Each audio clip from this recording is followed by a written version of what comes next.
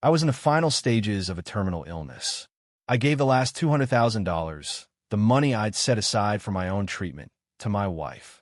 But she thought I was faking it to deceive her. The day I took my last breath, she was out on a date with her first love, the one she could never forget. No matter how many times our daughter, Lily, called and pleaded with her to come home, she refused to see me one last time. After I died, all the bank cards and accounts under my name were frozen. But she still thought that Lily and I had conspired, deliberately putting on an act to fool her. She believed we were ganging up on her. By the time she finally accepted that I was truly gone, it was far too late. 2 months ago, I was diagnosed with a terminal illness. I rejected the doctor's proposed treatment plan on the spot. It wasn't that our family couldn't afford it. It was because the hundreds of thousands of dollars it would cost to prolong my life for a mere 3 months would be enough for my wife to live comfortably for a long time. I, James Miller, was the pillar of this family. If we spent everything on me, only to fail and drain our savings, how would my wife and daughter survive? I didn't have long left anyway, so there was no point in burning money on this illness. This $200,000 was probably the last of the savings I could leave for them. It could pay for Lily's tuition and cover some living expenses. I explained my decision, expecting her to be anxious, scared, or at least worried about me. But she wasn't flustered at all. Instead, her face was a mask of impatience. What? You think I can't earn my own money? If you don't want to give me the money anymore, just say so. Ava snapped back, her voice like ice. Hearing that, my heart filled with guilt. I wouldn't be able to provide for them anymore, and my biggest worry was what would become of her and our daughter. She hadn't worked outside the home in over a decade. When I was gone, how would she support herself and our daughter? I'm not criticizing you. I'm just worried that life will be hard for you too after I'm gone. You'll need to be more careful with money, not spend so freely. I kept my head down, my voice gentle as I tried to reason with her. But she cut me off before I could finish. You say you're not criticizing me, but you're really just judging how I spend money, aren't you? If you want a divorce, just say it. You think I won't find someone else? I have plenty of guys chasing after me. Ava shouted. No. Please don't be angry, honey. That's not what I meant at all. She had always been sharp with me, and I was used to it. I knew she was beautiful and stylish, with a line of wealthy young men ready to pursue her. Yet, she had chosen me, James, and given me a wonderful, sweet daughter. I was always grateful to her for that.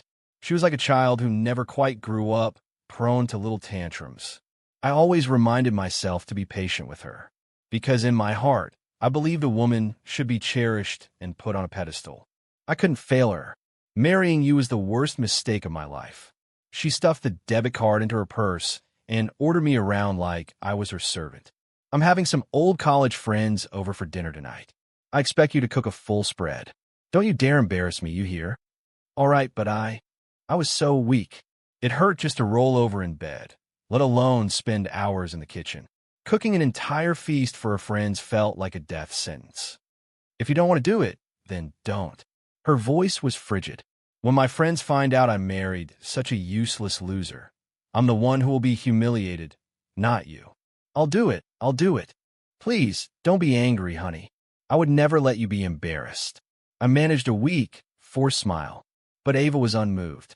She just scoffed and walked away. I swallowed 5 painkillers at once, just enough to dull the agony, so I could get out of bed. But the refrigerator was nearly empty. For the sake of that dinner party, I had to grit my teeth and drag my pain-racked body down to the grocery store. I bought bags of groceries, and on the walk home from our place in Denver, every step felt like my body was being ripped apart. The painkillers were wearing off, completely failing to hold back the pain. But I had promised Ava I would cook a great meal for her. I couldn't let her be embarrassed in front of her friends, and I couldn't disappoint her. After resting on the couch for a while, I pushed through the searing pain, went back into the kitchen, and somehow managed to prepare a full spread. By the time I was done and had stumbled back to the bedroom, I was on the verge of blacking out from the pain. The bed felt like it was sinking into the floor. I don't know how much time passed before I groggily heard the front door open. James, what is this? I forced my eyes open, seeing only a few blurry shapes moving in the room. Honey, you're back. The food's all ready, Please go ahead and eat. Don't worry about me, I managed to say through clenched teeth. My friends are here, and you're in the bedroom playing dead? I thought you said you didn't want to embarrass me. Is it that hard for you to just come out and say hello? If I'd known you were going to be like this, you shouldn't have bothered cooking, Ava accused, pointing a finger at me. A bitter feeling washed over me. I didn't blame her for her harsh words. If I were healthy, I would have been out there, playing the perfect host to protect her image. I only blamed myself for being so sick. This disease had drained every last bit of strength from me. I'm getting up, honey. Could you give me a hand? I held out my hand, but she took 2 steps back. Stop putting on a show. If you want to come out, get up yourself. If not, then don't bother. With that, she turned and left, slamming the door behind her. I had to drag myself out of bed and shuffle, step by painful step, toward the living room. About a dozen people were there, their loud chatter and laughter making my head throb. My vision blurred, and everything was a double image. I leaned against the sofa, gasping for air. It took all my effort just to stand up straight and greet them. Hi, everyone. Welcome to our home, I said, my voice strained, unable to even lift my head.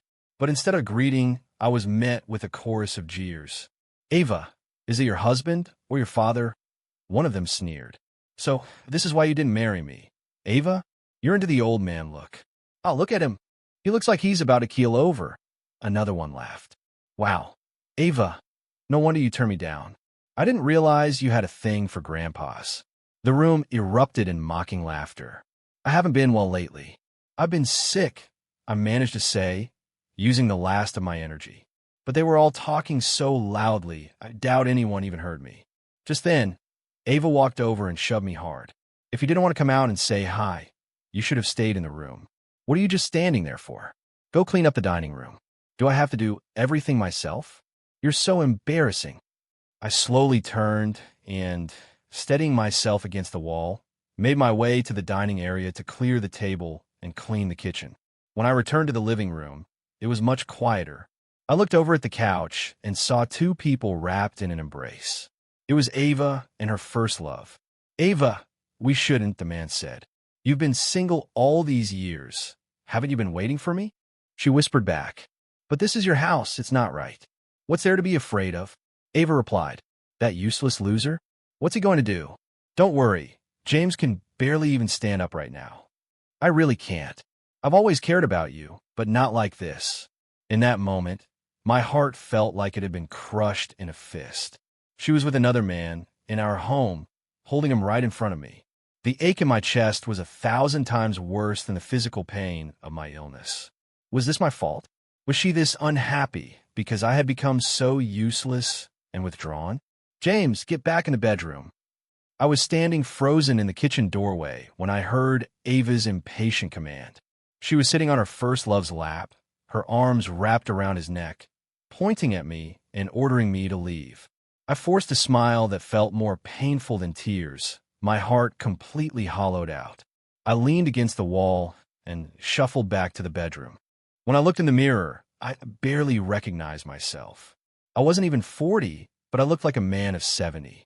My skin was sallow, my cheekbones jutted out, and I was so thin I was nothing but a skeleton covered in skin. Most of my hair was gone. How could a man like me ever be worthy of her? The moment I collapsed back onto the bed, I felt completely drained. The afternoon's ordeal seemed to have taken years off my life, and I had a chilling premonition that I wouldn't last the night. As I lay there in the quiet, the pain began to fade into a dull ache. But memories rushed in to fill the void. She hadn't always been like this. When we were first married, she was gentle, thoughtful, and kind. She was young and beautiful, and her eyes lit up when she smiled. Now, I was just a dying man, barely clinging to life. Hey, Mom, it was Lily's voice. Who is this man? How could you bring a stranger into our house? Don't be so quick to call him a stranger. He might just be your new father one day, Ava retorted. Are you insane? What was Dad thinking, marrying a monster like you? Don't you know he's sick? Sick? He's faking it. I don't have time for this nonsense. I heard hurried footsteps in the hall, and then my bedroom door opened. Lily slipped inside, quietly closing it behind her before coming to sit on the edge of my bed. Dad, what's happened to you?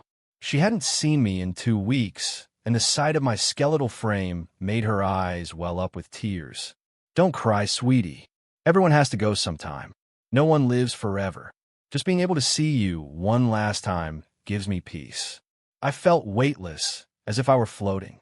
Seeing Lily's tear-streaked face brought a sharp ache to my heart, but also a strange sense of calm. She was the only thing in this world that grounded me. I hadn't planned on telling her how bad it had gotten, but today I had sent her an iMessage, telling her I might not have much time left. But I thought you said the final prognosis was still a month away? Why are you saying it's tonight? Lily's eyes were bloodshot, and her voice trembled. Silly girl, don't cry. I smiled and lifted my weak hand to wipe away her tears. I didn't want to go, but you can't run from the inevitable. I've already written my will. Everything I have will go to you. I can't provide for you anymore, so you have to learn to manage your finances wisely.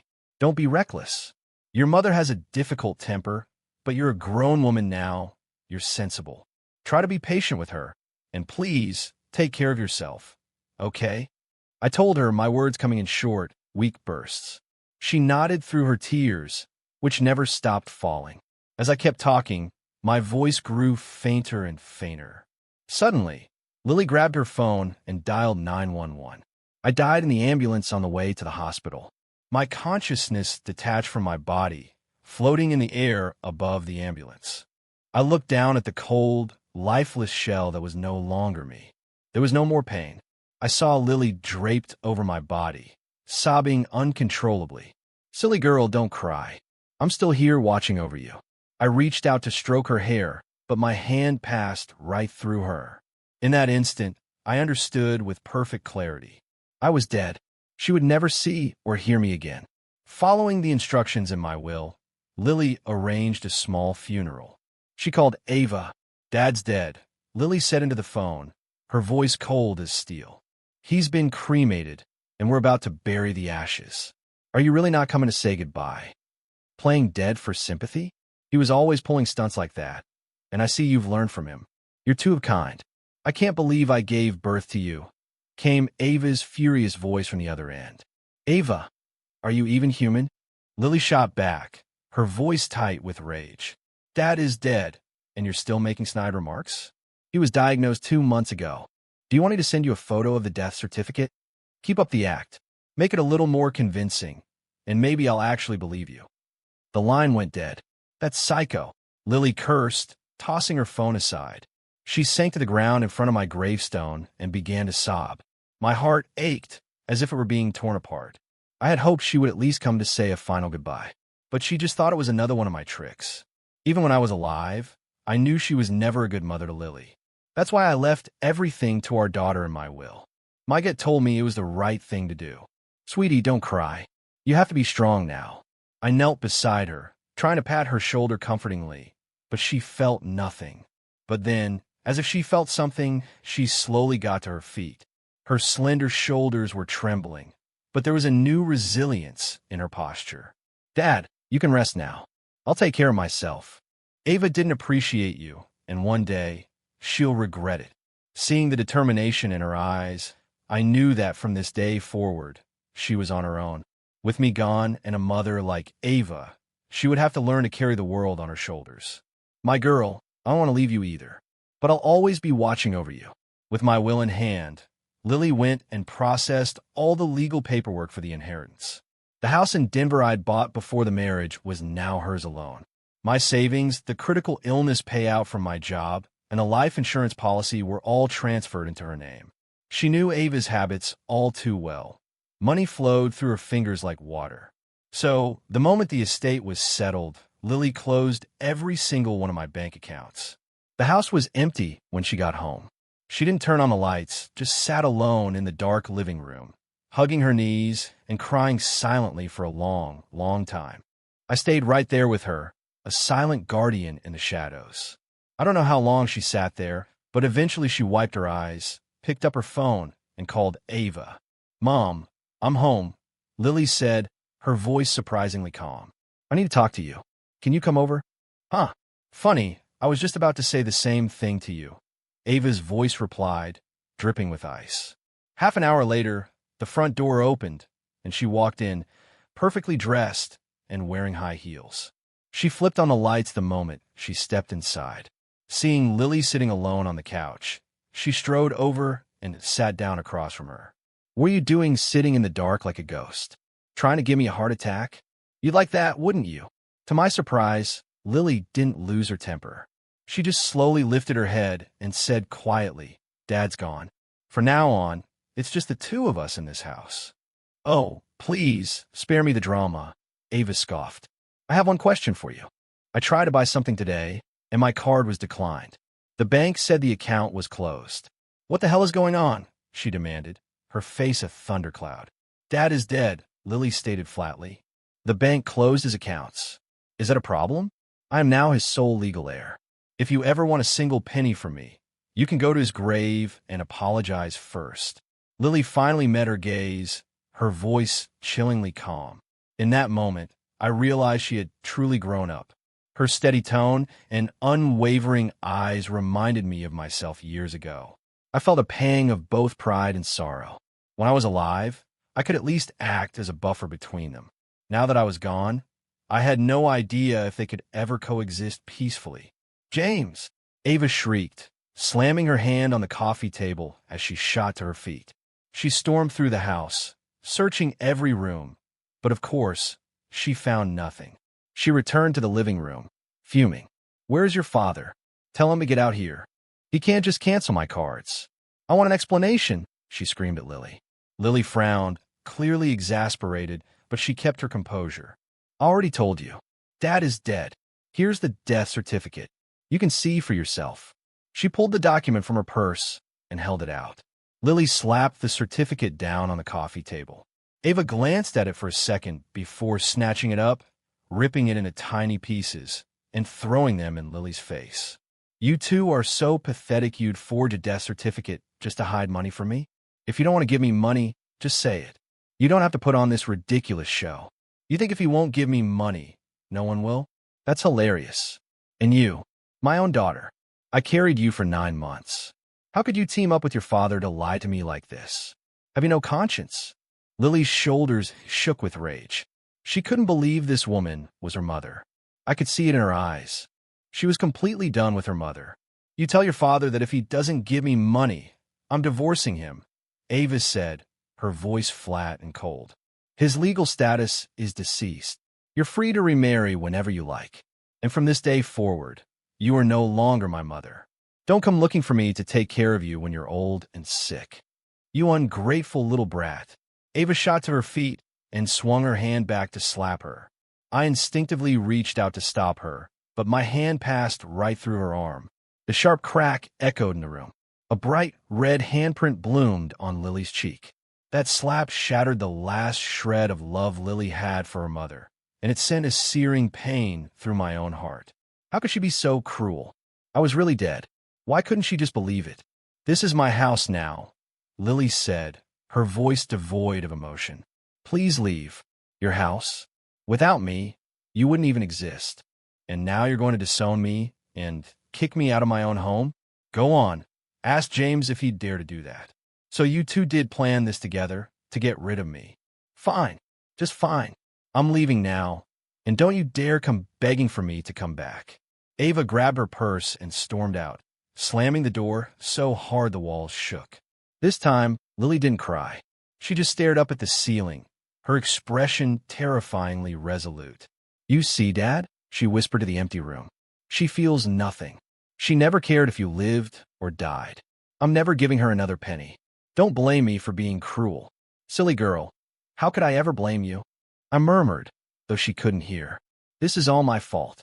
I sat beside her, overwhelmed by a profound sense of despair. But a seed of resentment toward Ava was beginning to grow in my heart. She had always been temperamental and dramatic, but never this cold-blooded. When did she change so much? Was it something I did? For all these years, I had given her everything she ever wanted. I would have bankrupted myself to make her happy. I always gave in to her, always put her first.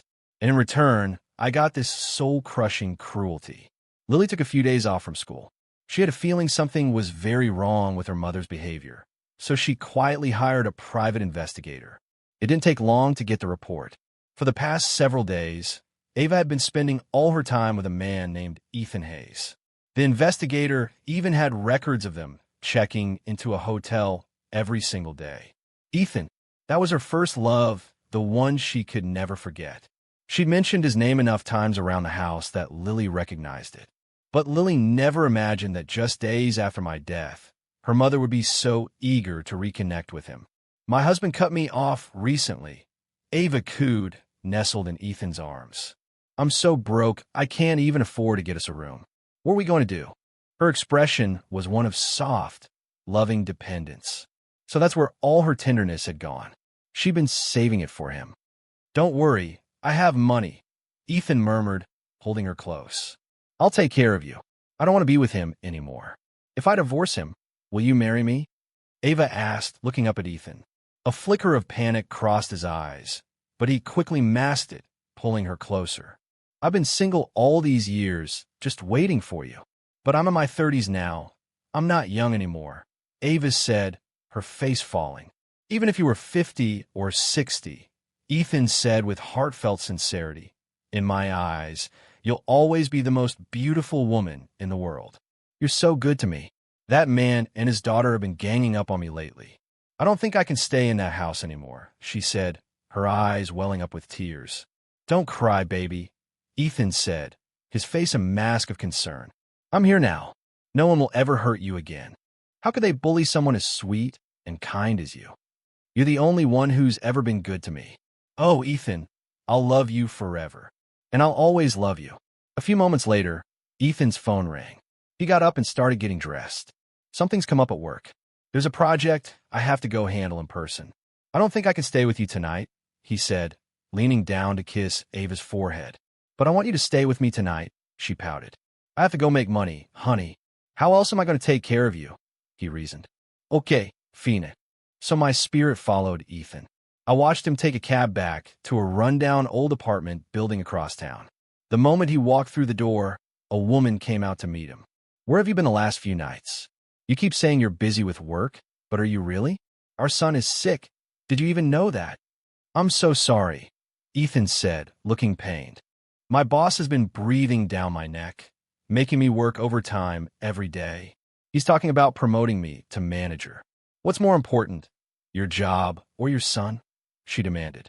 Our son, of course, he said quickly. Come on, let's take him to the emergency room. Ethan had told Ava he'd never married because he was waiting for her. It was all a lie. He had a wife and a child. Those two really deserve each other. I floated back to Lily's side. It was late, but she was still sitting on her bedroom floor, carefully going through my things. Dad, she whispered, Mom's having an affair. You'd be so heartbroken if you knew. You were always so good to her, so honest and kind. How could you be so cruel? Her father was dead, and her mother didn't seem to care in the slightest. It killed me to see her, so young, having to deal with all of this. I knew she was strong and would get through it, but I truly didn't want her and her mother to become estranged forever. But when I thought about what Ava had done, I couldn't suppress my own anger. Lily picked up her phone and opened the file from the private investigator. It was a detailed background check on Ethan Hayes. It turned out he wasn't just pretending to be single. He was also pretending to be wealthy. Lily was silent for a long time before she finally picked up her phone and called Ava. Mom, you'd rather be a homewrecker than come see Dad one last time? Lily asked, her voice frigid. That's enough, Ava shouted back. I don't care if he's dead or alive. And who are you calling a homewrecker? Ethan is single. He owns his own company, and he's already promised to marry me. If you apologize to me right now, I might even let you share in my new wealthy lifestyle, Ava said smugly. Lily let out a bitter laugh. Dad was giving you $20,000 or $30,000 a month. Wasn't that enough? $20,000? That's barely enough for a new handbag. Ethan promised me $100,000 a month in spending money. You're still young. You have no idea how expensive life is. So, are you going to apologize or not? She was so arrogant, completely taken in by Ethan's empty promises. The disappointment in Lily's eyes was palpable, and a chill went through me. Fine, you've made your bed, now lie in it. Just don't come crawling back to me when it all falls apart. This time, it was Lily who ended the call. That final click sounded like a door slamming shut in her heart. Dad, I don't want her as my mother anymore, Lily whispered. Will you be angry with me? She doesn't deserve to be my mom. Sweetie, do what you feel is right, I murmured. I could never be angry with you. She's the one who doesn't deserve you. Perhaps sensing my support, her expression hardened with resolve. A few days later, Ava's money ran out. She had never earned a dime in her life. She had always lived off my credit cards. Now that all my accounts were closed, she was cut off. That night, she arranged to meet Ethan again. Lily had been tracking her every move. The investigators sent a text. Ava and Ethan had just checked into the Grand Hyatt downtown. Lily pulled out her phone, found the number for Ethan's wife, Sarah, and sent a text. Your husband is cheating on you with a woman he's pretending to be rich for. They're at a hotel right now. Aren't you going to do something about it? A reply came back almost instantly. Who is this? Is this a prank? Lily texted back. I'm sending you the room number. What you do with it is up to you. The woman sent a few more frantic texts, but Lily didn't reply. She simply forwarded the investigator's file, which included a log of all the times Ethan had checked into hotels recently. That was more convincing than any words she could offer. Lately, Ethan had been coming home late and leaving early, sometimes staying out all night. His wife, Sarah, had suspected something was wrong, but she never imagined her gentle, soft-spoken husband could be cheating on her. A wave of pure rage washed over her. She immediately called her brother, rounded up a few cousins and friends, and they all headed for the hotel. At that very moment, Ava was snuggled up against Ethan. So, when are you going to marry me? She asked, batting her eyelashes at him. The second you're divorced, I'll marry you, Ethan promised, his voice full of devotion. Then I'll divorce James right away, Ava declared. That's wonderful. A flicker of guilt crossed Ethan's face, but Ava was too wrapped up in her fantasy to notice. That bastard James froze all my cards. I don't even want to go back to that house. Can you give me some money for now? She asked, looking up at him sweetly. The truth was, Ethan was just playing with her. For years, he'd cultivated an image of a wealthy, mature, and devoted bachelor to prey on women like Ava. The moment she asked for money, his internal alarms went off, and he started planning his exit strategy. He hadn't spent much on her yet, so it would be easy to cut his losses. What a coincidence, he said smoothly. I just tied up all my liquid assets in a new investment yesterday. But as soon as it pays out, I'll send you the money. Don't you have other credit cards you can use for now? Ethan suggested. He froze all of them. I literally don't have a cent to my name. Okay, let me see what I can do. Don't worry. I'll get you 100,000 by tomorrow to tide you over. 100,000 will only last me a few days, she sighed. You're so good to me. I love you more than anyone. Suddenly, the door burst open, kicked off its hinges. Before either of them could react, a crowd of 7 or 8 people stormed into the room, surrounding the bed. Ava shrieked and pulled the covers up to her chin, her face as white as a sheet. What are you doing? Get out of my room. Ethan looked up, and his face went crimson when he saw his wife, Sarah, at the front of the mob. I knew it. All those nights you didn't come home. Sarah screamed, her face twisted in a mask of fury. Our son is sick at home, and you're out here with this tramp? How could you do this to me and our child? You're your wife. Ava stammered, staring at him in disbelief. You knew he was a married man with a kid, and you still went after him? A large man, Sarah's brother bellowed. You bitch, I'm going to kill you. The man lunged onto the bed and started kicking. Before Ethan or Ava could say a word, fists and feet were flying. What are you all waiting for? Sarah shrieked. Beat the hell out of them. You home-wrecking slut. One of the women screamed at Ava. I'll tear that pretty face right off. Sarah's brother grabbed Ethan by the hair. You animal. I told you what would happen if you ever cheated on my sister. The rest of the group swarmed the bed, kicking and punching indiscriminately. Soon, both Ethan and Ava were bruised, bloody, and unable to move. Get your phones out. Take pictures of these two and post them all over the internet. Let's make them famous. Sarah's brother yelled. He pulled out his phone and started snapping photos, and the others quickly followed suit. After the beating subsided, Sarah, still not satisfied, walked up and slapped both Ethan and Ava hard across the face several times. "Just you wait," she spat. "I'm going to ruin you." Then the group stormed out.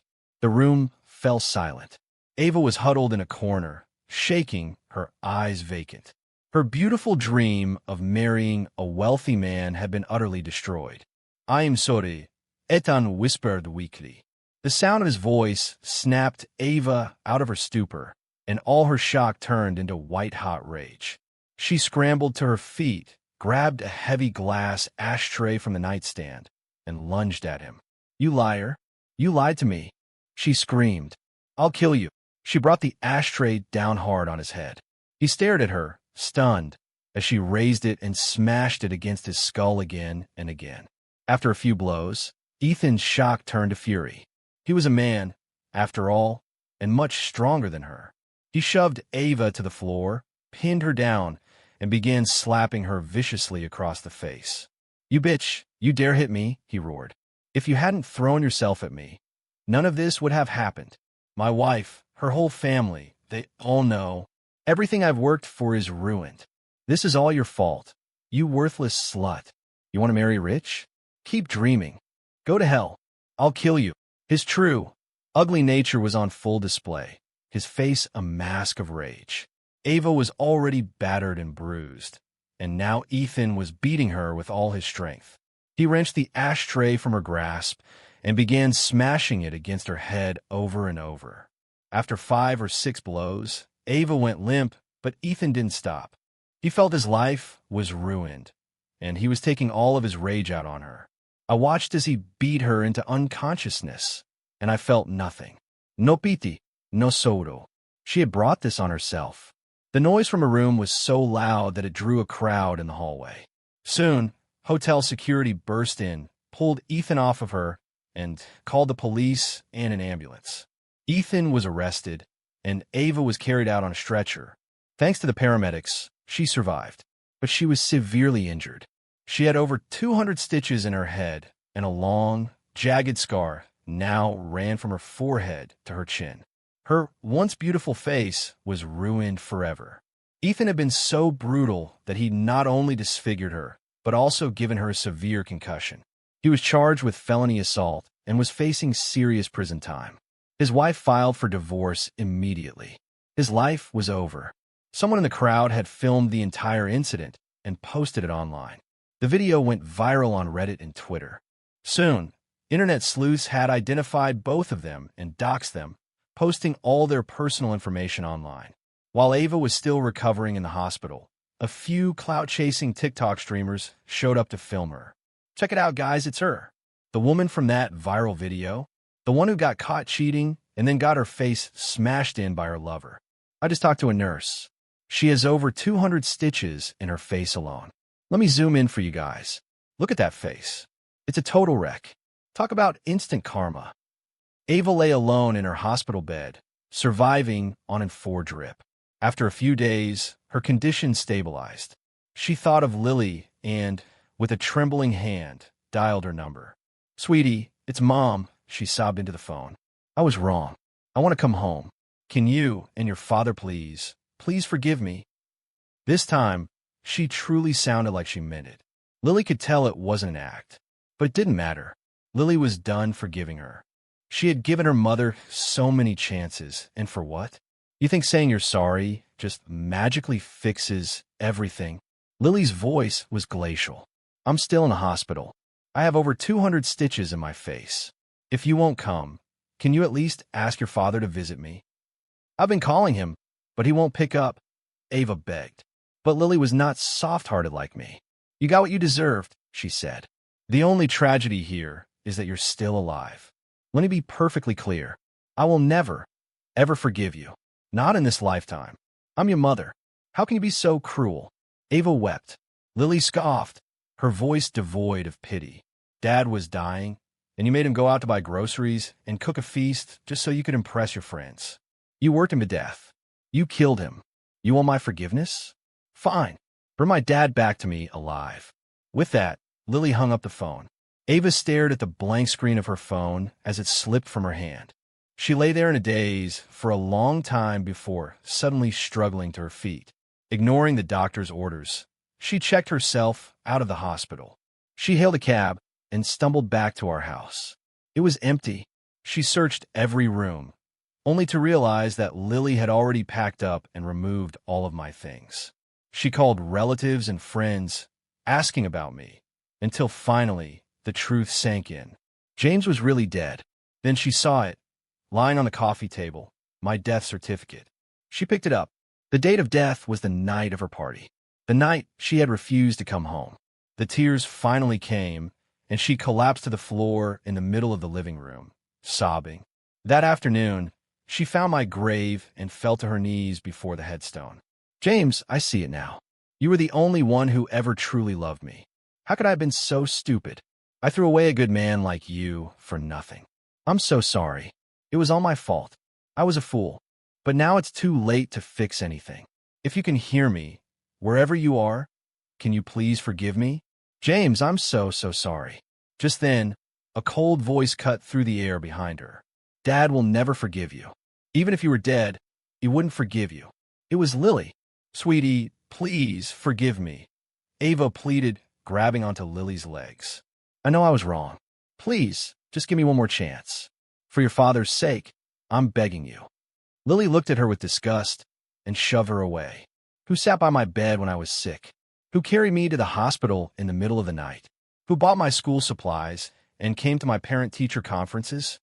And what were you doing? You were out at karaoke bars or at the mall. You probably don't even know what grade I'm in. Why do you have to call yourself my mother? Don't you feel any shame at all? Lily's voice was terrifyingly calm, each word a needle piercing Ava's heart. Some mistakes can be forgiven, but some, once made, can never be undone. From this day on, you and I are nothing to each other. With that, Lily placed a bouquet of flowers on my grave, turned, and walked away. Ava's heart shattered into a million pieces. She knew she deserved this, but Lily wouldn't give her another chance, and I couldn't.